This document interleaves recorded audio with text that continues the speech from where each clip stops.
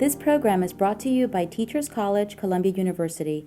Please visit us online at itunes.tc.columbia.edu.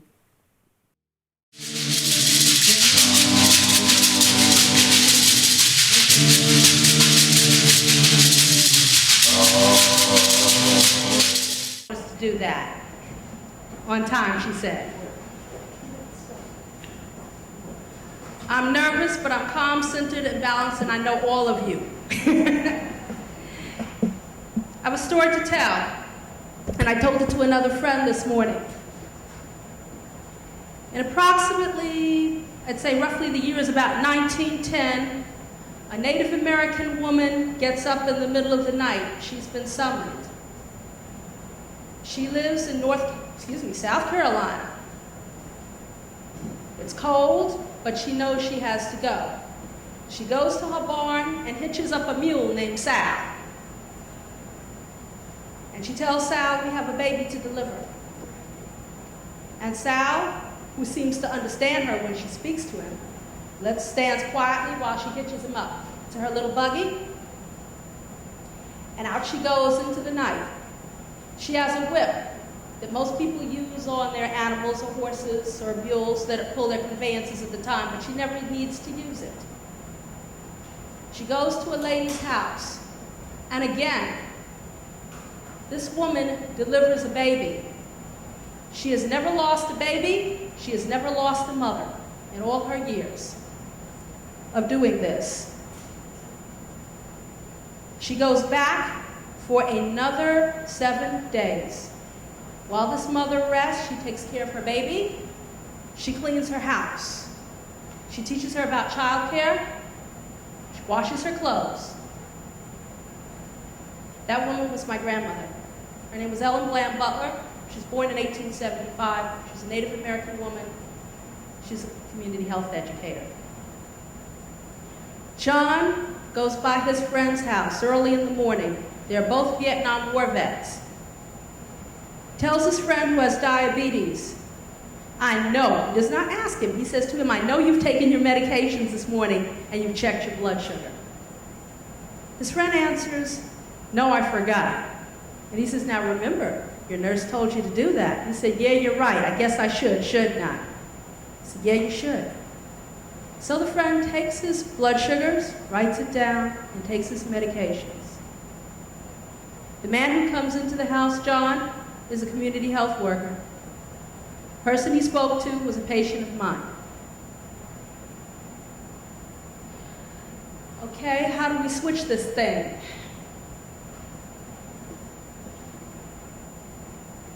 Come on, Ty.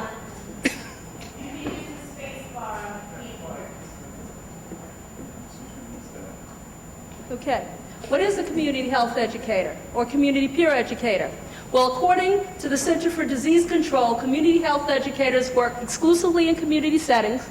They must reside in the communities in which they work.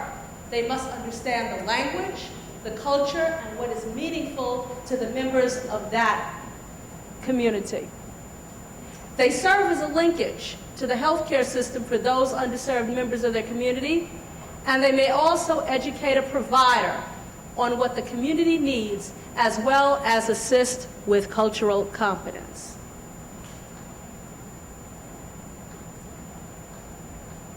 Come on. These are the standing roles for community health educators according to Wiggins and Bourbon. They bridge cultural mediation between communities and the healthcare system, again. They provide culturally appropriate and accessible health education and information. They assure that people get the services they need. Sounds sort of like my grandmother going back to wash clothes and teach baby care for about a week. They provide informal counseling and social support, like John, going to encourage his friend to take his meds. They advocate for individuals and communities within the health and social service systems, and they provide direct services, such as basic first aid. They build individual and community capacity. So those are some ideas of what a community educator should be doing. Now that we've ascertained that, let's get back to the main topic. What is diabetes? Sure, you've all heard of it by now. If you haven't heard from it in your classes and on TV, and if you know me, you've heard about it from me. Diabetes is a disease associated with high levels of blood sugar, resulting from defects in insulin productivity that causes sugar to build up in the body. It is the 7th leading cause of death in the country. It is finally acknowledged as being a cause of death. Previously, they would just say the person died of an infarct, the person died of end-stage renal disease. They never discussed what this was secondary to. Now, diabetes is listed on the certificates of death. So these are the types of diabetes I pretty much encounter in my practices, and you will too. Prediabetes, when the fasting blood sugar levels are between 100 and 125. Type 1 diabetes, once called juvenile diabetes. The pancreas of these persons with this condition no longer manufactures insulin. Oh, by the way, that type 1 diabetes can come on at any time in life. My nephew was diagnosed at the age of 30 with type 1. Type 2. This is the one we see the most of. 95% of African Americans with diabetes have this. Once thought to occur only in the elderly, the pancreas of persons with this condition does not produce enough insulin, and/or their body cells are resistant to using the insulin, and the liver allows excess glucose into the bloodstream. I've put notice there that we used to think it occurred only in elderly. We now see very young children with type 2 diabetes. So, it's cute. I left a slide in there. These are what we call the chronic conditions of diabetes. In other words, chronic. Chronic is something that when we get it, it's here to stay. We can stop it from getting worse, but we can't make it go away once the damage has been done. We have to live with it. Retinopathy. I'll just say it in layman's terms. Hemorrhaging in the back of the eyes can lead to blindness. Nephropathy. Layman's terms. Kidney disease. Neuropathy. Layman's terms. Nerve damage. PVD. Peripheral vascular disease. Clotting or blockages in the lower limbs and legs that can lead to amputation. The third and the fourth go hand in hand, and they're one of the highest causes of amputation in the person living with diabetes. And of course, cardiovascular sequelae. Persons living with diabetes are at the highest risk for heart attacks and strokes. Okay, so diabetes now affects nearly 24 million people in the United States. Though more people are finding out that they have it, still it continues to rise. Okay, and I'll just go past that slide. Now, in New York State, it affects 1 out of 4 every New Yorkers, and that number has doubled. More than 1 million New Yorkers are diagnosed with it. And it is estimated that another 450,000 of us will have diabetes and don't know it because symptoms may be overlooked or misunderstood. Yes, we all know, or some of us know about increased thirst, wounds that have a hard time healing, increased urination, and some of us have no symptoms at all. People can walk around with type 2 diabetes for up to 15 years and not be diagnosed, yet the damage is being done.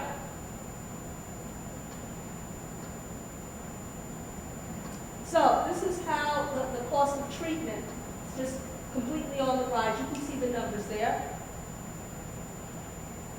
And now that all the money will be given to bail out the banks and everybody else, I don't know where we're going to get this money from. Okay, because I'm a Brooklynite, I like to talk about my community. So I'm going to bring up a few things. This is my own community board.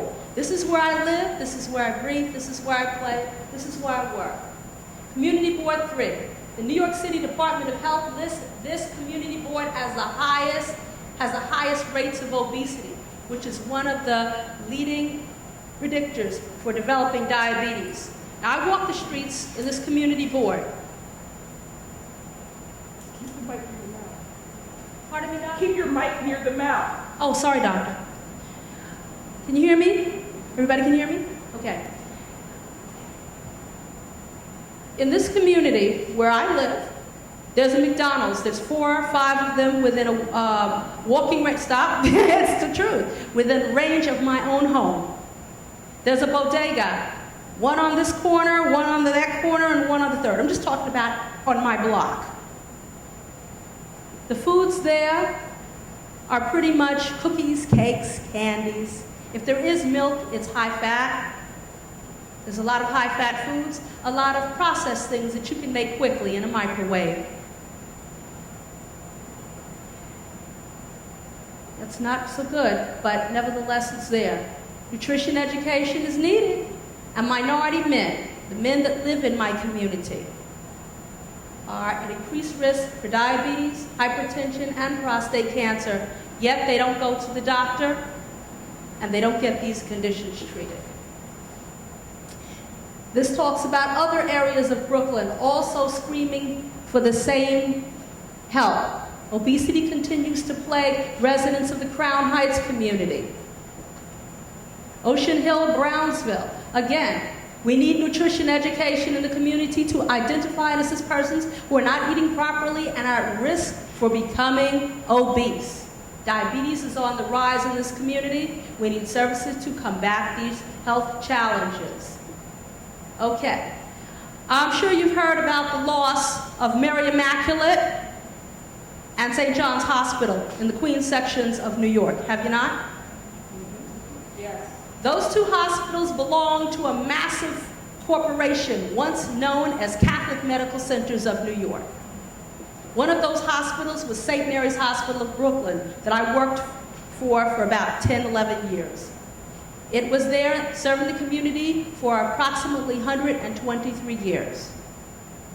It served mostly people who had Medicaid, Medicare, were uninsured, underinsured. People could come from other countries and come directly from Kennedy Airport to that hospital and get services. That hospital no longer exists. It and its 6 satellite clinics that serve the community no longer exist. Its sister hospitals, Mary Immaculate in Queens and St. John's. I'm sure you probably might have seen St. John's, that big, massive facility that was on Queens Boulevard? Queens Boulevard. It has been shut to the community.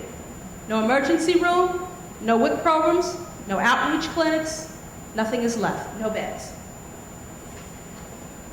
These are some hospitals that have been lost in Brooklyn. Brooklyn Jewish Hospital, Interfaith, located on the borderline of Crown Heights. This is now condos and co-ops if you've got the money. St. Mary's Hospital of Brooklyn and its 6 outreach clinics, condos, co-ops. A couple of the outreach clinics have now become supermarkets. Food is not all that great either, so I'm really disgusted. Carson C. Peck, a small hospital in Crown Heights, condos. That's just in Brooklyn alone. That was my St. Mary's. And I stole this from the internet only because I had to show everybody my little office window in Shevlin Hall where I first worked. Right there, that big window right there. And that's where I worked and started a WIC program there many years ago. It no longer exists. A big 6-site WIC program. So this is a map of Brooklyn. North Central Brooklyn, can you see up there? Bedford-Stuyvesant, Bushwick, can you see that? Crown Heights, Brownsville. Those areas of Brooklyn have the highest incidences of diabetes and obesity, and the population there is below poverty in many cases. They're also African American and Latino.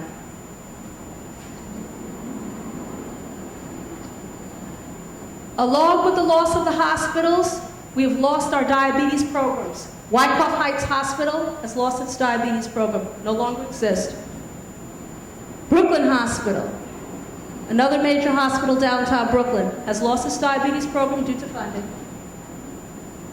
Kingsbrook Jewish Medical Center, also another lost program.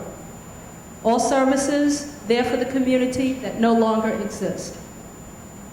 Now, the way to prevent diabetes is to have diet and is to work on a healthy diet and have exercise. And this needs to start at a young age. So I can't really go and tell somebody like me in their 40s, okay, now you need to diet and exercise. Yes, I do.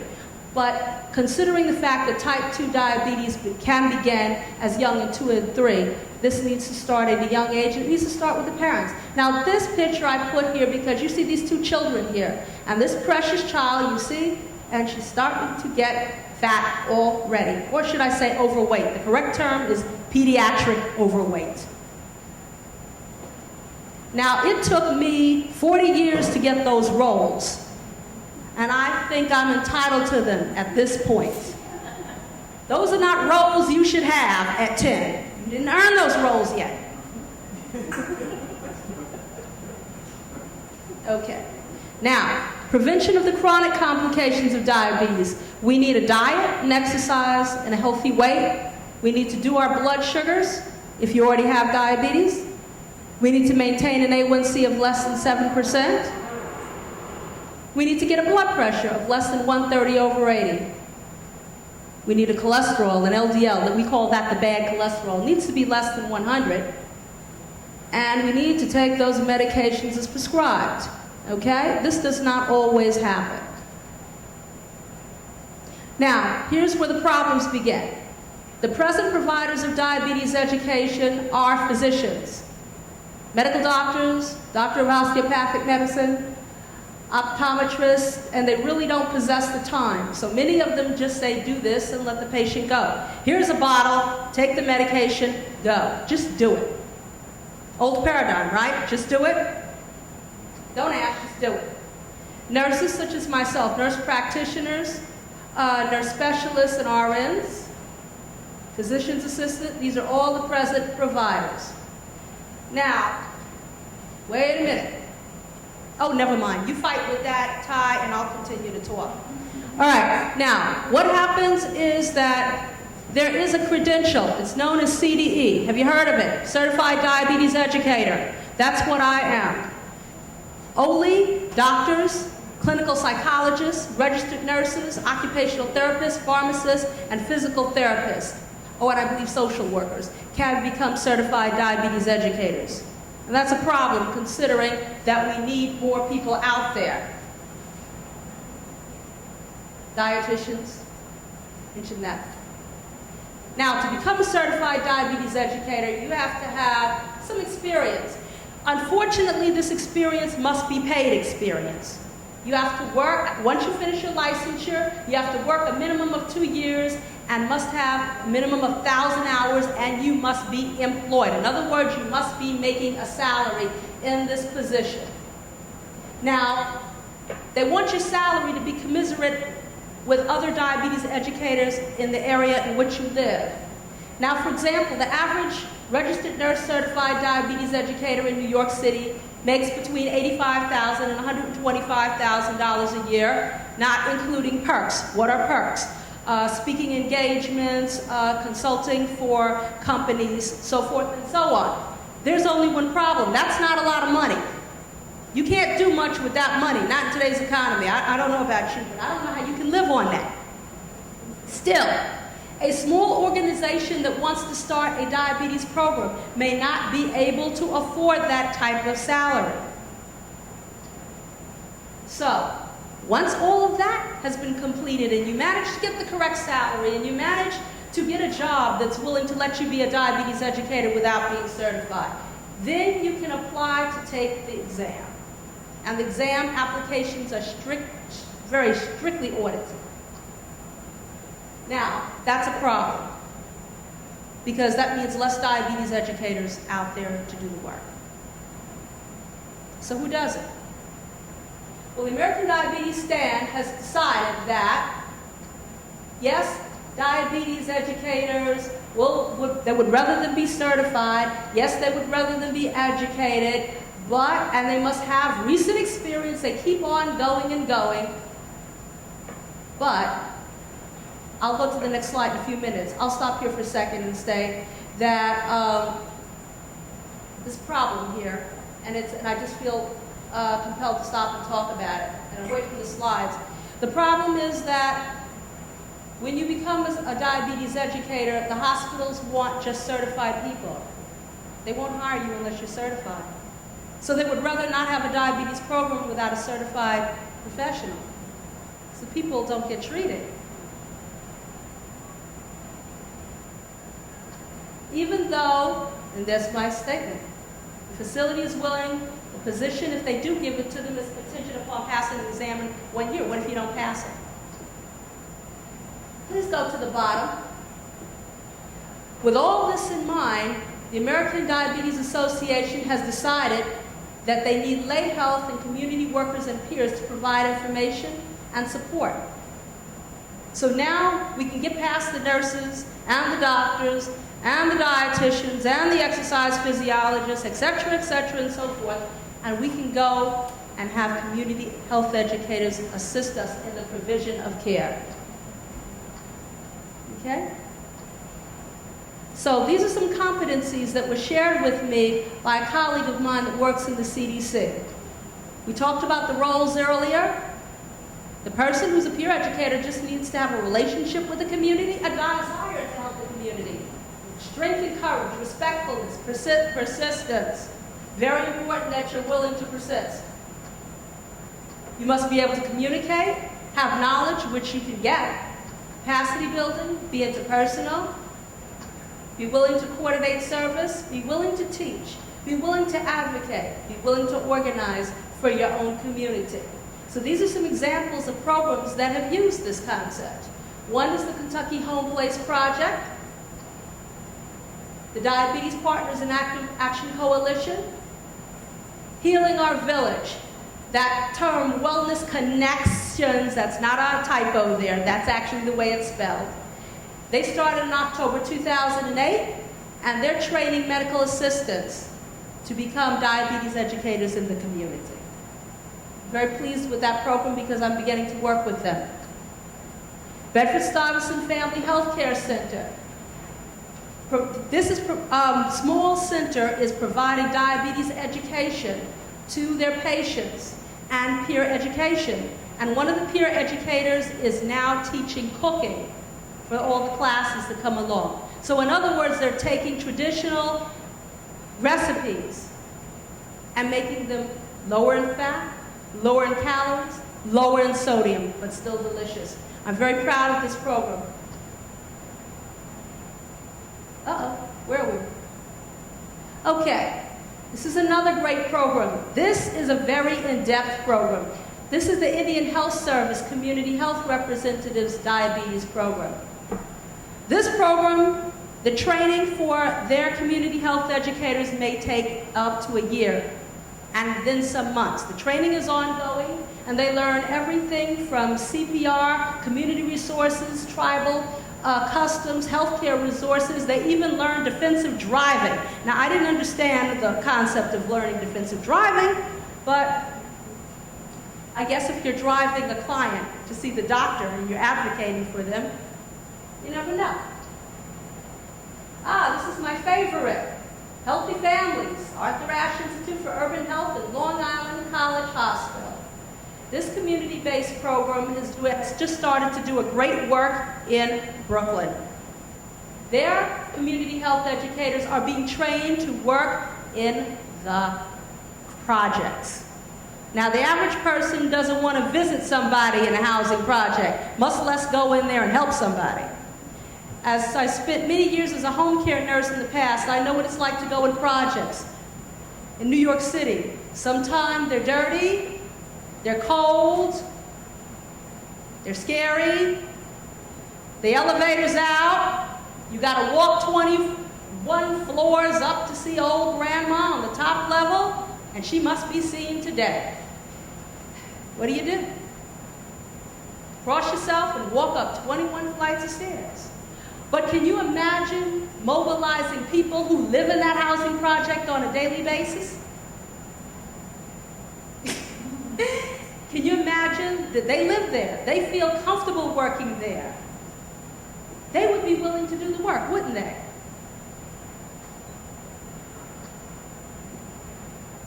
Nicole, say hey.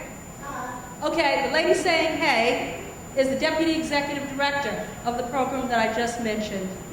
And she called me some months ago and said, do me a favor. Now, Nicole and I have managed to work together over the last, 15 years? 15 years in Brooklyn, and we've gone to, again, some of the dirtiest, coldest, scariest, hottest gunshot crack houses, etc. in Brooklyn, and we've done community service together. It's been an amazing ride, and she gave me a call after all these years and said, would you be willing to teach some community peer educators about diabetes so that they can go out into the projects, into their housing areas? Oh, you met a friend. And help the people. And I thought about it, and I thought about the fact that I was working and seeing a full patient load for my own job, and I was here at Columbia doing everybody's homework, and I needed to clean my house because if you fall down in there right now, you'll be lost for 3 years. And I really needed to do other things, but I thought about what she was saying, and I said, I'll get back in touch with you. And then I went to my regular job, and I saw 2 people with no legs. They were recent amputees, secondary to diabetes. And I called up Nicole and said, where you want me to go? And that's how we started working together, doing diabetes community health educator training in Brooklyn. So some various curriculums that are used are DME Educate, which is out of the University of Pittsburgh, Diabetes Self-Management Education, Living with Diabetes out of the American Diabetes Association, and the National Diabetes Education Program, In-Depth, Power to Prevent curriculum. In-Depth is a collaborative between the CDC and the NIH. Now, that particular curriculum is the one that I use, so we'll just go over it briefly because I think I have like 5 minutes left. Good. All right, and basically we cover an introduction to our curriculum and the small steps lead to big rewards. Strategies for healthy eating. Now that's hard sometimes in inner city community, so we have to teach shopping, we have to teach sometimes cooking, recipe preparations, and I don't know what my other colleagues have found, but I've never seen so many young women and young men that cannot cook a meal. Am I right? I can see, let me stop for 2 seconds. Give me 2 extra minutes, because let me preach on this, because I distinctly remember a course called Home Economics back in the day, and you had to learn how to cook. You at least had to learn how to boil water, boil yourself a pot of rice, boil yourself some hot dogs, do something. People know how to go to the microwave, put a meal in it, press the button, and get something out. No one can actually cook anymore. So this next go round, we're going to have to start teaching Cooking 101. It's a good thing my mother stood over me and made me learn how to cook. See, my mother's from, like I said, the South. And the way they dealt with things back then is they taught you how to cook, then they make you cook a meal for the family. Now, if your family ate it, you knew it was okay. But if all of a sudden you saw them giving things to the family dog, you know your meal was bad. And you had to get back in the kitchen and work on it. So that's what we're going to work on. We don't want any more meat to the family dog. Physical activity, get moving today. Now, that is one of the hardest things to get people to do. Something as simple as walking would be the very thing. But as was mentioned yesterday, sometimes that's dangerous. So what you need is power in numbers. Walking groups need to be established. Making healthy food choices one day at a time. Again, that goes back to strategies for healthy eating. One day at a time also means that, when you're outside. What do you eat when you're out? What do you do when you're out? Okay, I'm outside and Burger King is calling me. Do I go for the supersized Whopper or do I eat a salad instead? What do I do? Diabetes overview. I think I talked about the A1C, which is an indicator of diabetes control, blood pressure, which should be less than 130 over 80, and a cholesterol that should be LDL should be less than 100. Then there's physical activities for families. We talked about starting young. Get those little kids up from in front of the Nintendo, the Xbox, the TV set, the DVD, and get them to walk with you. Now, of course, everybody's kids are the second coming of some God. And I've noticed that lately. I don't care. Even Mary and Joseph told Jesus what to do at some point in his life. Get him up, say, let's go. They need to move with you. Portion sizing. This is easy and it's simple. Just cut your present portion sizes by 1/2. That's all. You don't need to give up a portion or give up a food. Just cut it by 1/2. And then they talked about navigating around eating out. Now this Nicole and I did. We took our clients or our students to BBQs. We were going to use BBQs and teach them how they could get a great meal there.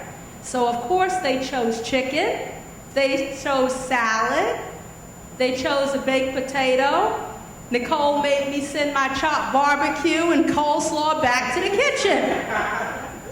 Broke my heart, but you know, I had to set an example. My Texas-sized martini went back in favor of a Diet Coke and water.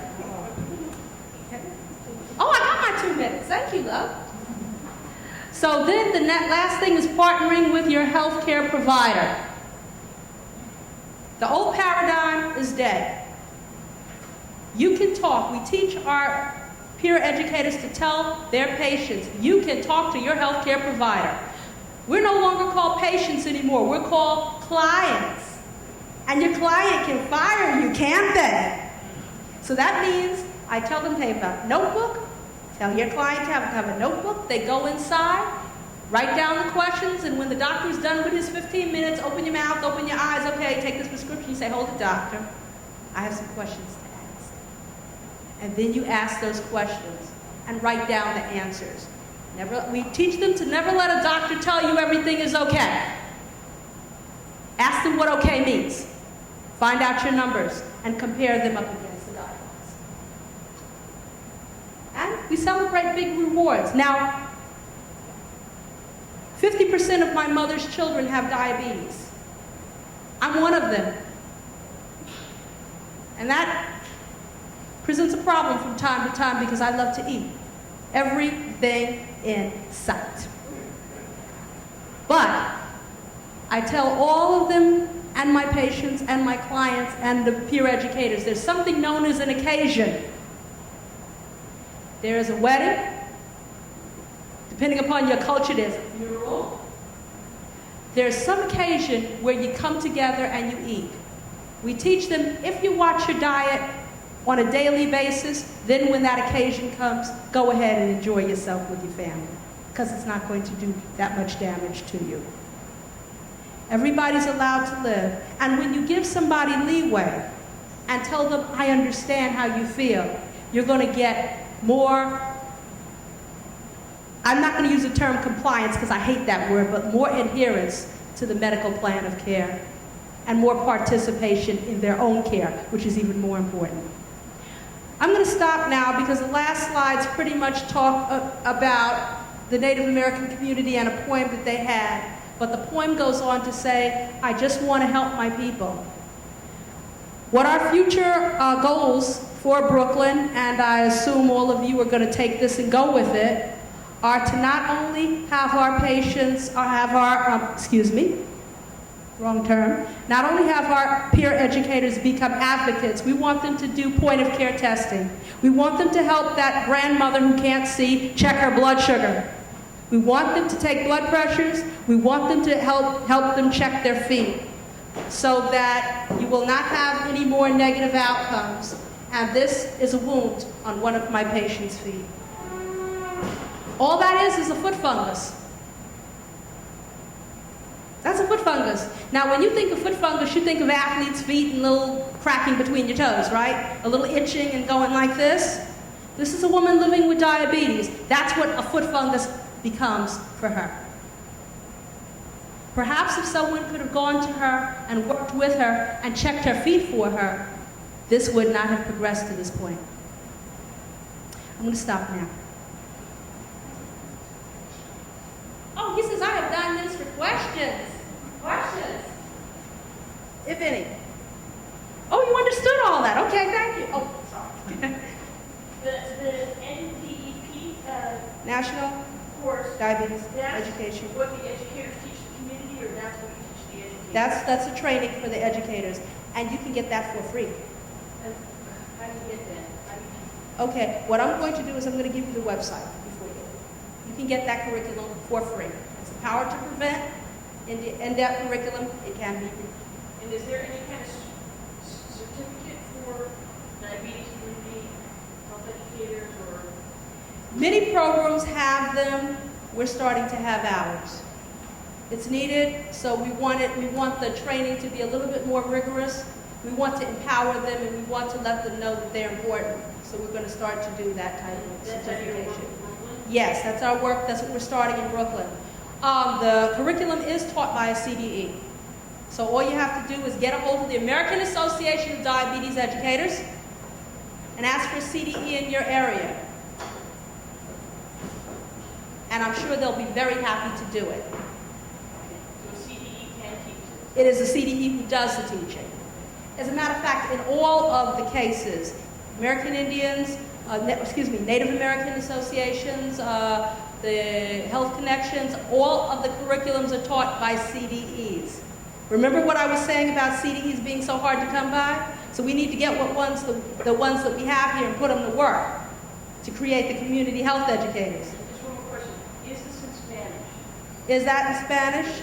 That particular curriculum is not, but it can be translated easily. Gee, everybody, thanks.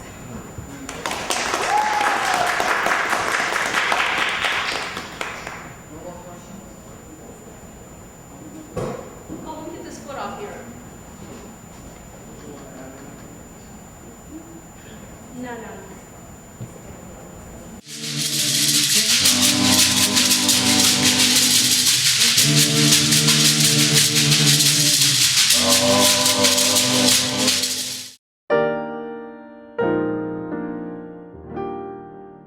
The preceding program was brought to you by Teachers College, Columbia University. Please visit us online at itunes.tc.columbia.edu.